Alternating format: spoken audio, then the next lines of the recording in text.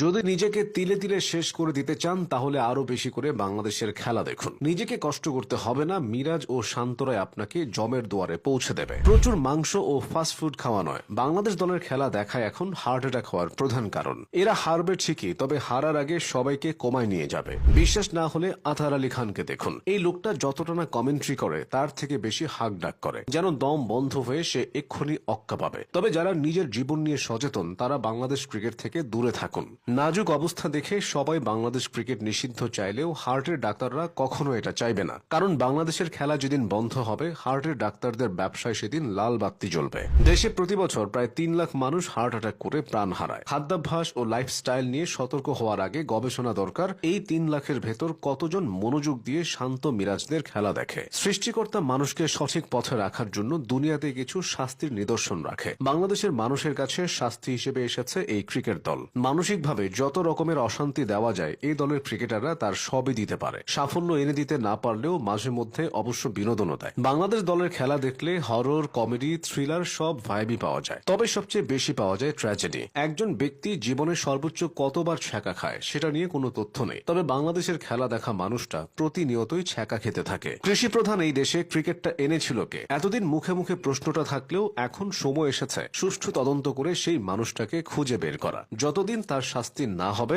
ততদিন দর্শকরা শান্ত হবে না। খেলার বাজে ধরনের সাথে মিরপুরের কুচকুচে কালো পিচ এখন নতুন অশান্তি তৈরি করেছে। মিরপুরের পিচের যে অবস্থা, সেখানে ক্রিকেট না খেলে নানা রকম সবজি চাষ করলেও দেশের মানুষের খাদ্যের যোগান বাড়ত। কালো মাটিতে সাধারণত বেগুন, টমেটো, মরিচ ও ঢেঁড়সের মতো সবজি দ্রুত বড় হয় এবং ভালো ফলন দেয়। এসব চাষের জন্য মিরপুর স্টেডিয়াম আদর্শ স্থান। প্রবাদ আছে, যার অপকার আছে তার কিছু না কিছু উপকারও আছে। তেমনি বাংলাদেশ দলের খেলা দেখারও কিছু কিছু উপকারিতা আছে। এই যেমন যাদের মন শক্ত তারা দলটাকে বারবার হাঁটতে দেখে গলতে শুরু করবে। পাথরের হৃদয় ভেঙে একসময় বরফে পরিণত হবে। আবার যারা সবকিছু নিয়ে বেশি দুশ্চিন্তা করেন, কোনো কিছুই সহজে মেনে নিতে পারেন না, বাংলাদেশের খেলা দেখলে তাদের ধৈর্য শক্তি বাড়বে। ফলে নিজেদেরকে যে কোনো মুহূর্তে বা যে কোনো পরিস্থিতিতে তারা মানিয়ে নিতে শিখবে। বাংলাদেশ দলের খেলা দেখে বেশ কিছু জ্ঞানও অর্জন করা যাবে। নিজের পিঠের ছাল না থাকলেও কিভাবে মুখে হাসি রাখতে হয় সেটা শেখা যাবে। আফগানিস্তানের বিপক্ষে হোয়াইট ওয়াশ হওয়ার পর কাপ্তান মিরাজ বলেছিলেন, আমাদের দল কামব্যাক করবে, পরবর্তী সিরিজ থেকেই তা হতে পারে। পরের সিরিজে এসে